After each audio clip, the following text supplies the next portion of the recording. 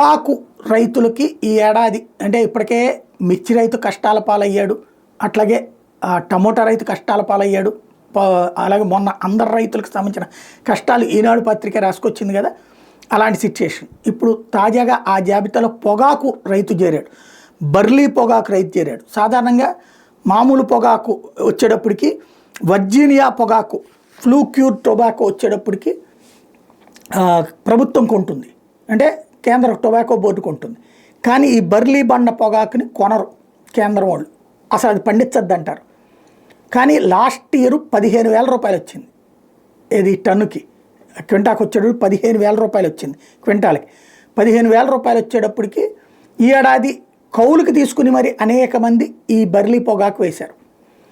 ఈ వీళ్ళకి ఆ విత్తనాలు ఇచ్చింది కూడా ఆ పొగాకు కంపెనీల వాళ్ళు ఇచ్చి మరి పంట వేసుకోమన్నారు, మేమే మీ దగ్గర కొంటామన్నారు.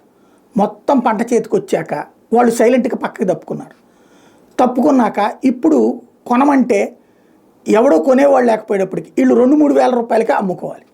ఇక్కడ చాలా గేమ్ అనమాట, రైతుల్ని పచ్చి దగా చేయటం. వాస్తవంగా ఆ వ్యాపారులే కొంటారు, కానీ రైతుల్ని ఎట్ట మోసం చేస్తారు, వీళ్ళ దగ్గర కొనేవాడు ఎవడు లేనట్టు బిల్డప్ చేస్తారు. చివరికి వీళ్ళు 2,000కు 3,000కి ఎవరికి అమ్ముకుంటారు కదా, వాళ్ళ దగ్గర వాళ్ళు 4,000కు 5,000కు కొంటారు. అంటే 15,000 రూపాయలు పలికే దాన్ని 5,000కే కొంటాం. అట్లాగని వీళ్ళు కొనము అని చెప్తే రైతులు పంట వేయరు. కాబట్టి రైతులకు మీ పంట మేమే కొంటామని చెప్పి మోసం చేయడం.